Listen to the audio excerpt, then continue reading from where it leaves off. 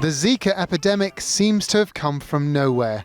Once thought harmless, this virus has now been linked to devastating birth defects and is spreading around the world. As public health authorities fight to keep it under control, scientists are racing to examine and understand the virus, looking for weaknesses that might point to a vaccine.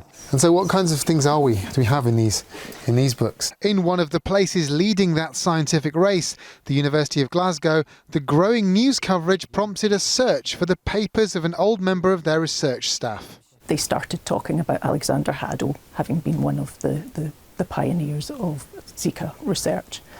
That name rang a bell with me. I looked up, and true enough, we did have his research papers, and I started to look. There was Africa material, and digging a bit deeper, Zika virus.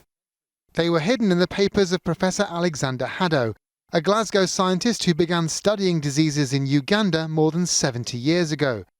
Haddow spent years in the forest trapping mosquitoes to find the cause and cure for yellow fever. What was he doing in that part of the world? What was he looking for? What Haddow was interested in was finding out about the habits of mosquitoes, what times they bit, where and when, and to use this for public health research, basically, to find out how to combat mosquito species that spread disease.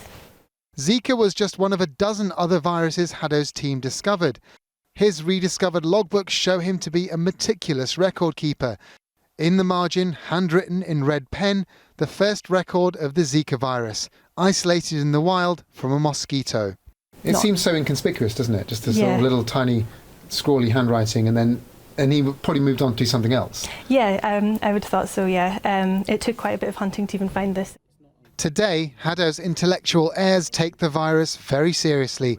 A few miles from the archive in Glasgow, virologists are looking for antibodies and vaccines.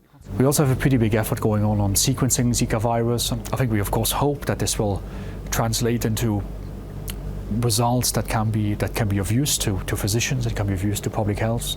I think we're all putting in our best possible effort to get to this point, but of course it's extremely difficult to make any promises. For today's scientists, Haddow's archive is just an enlightening piece of history. But in studying where the virus has come from, it's possible they might glean some ideas about where it's going. Alok, News at 10.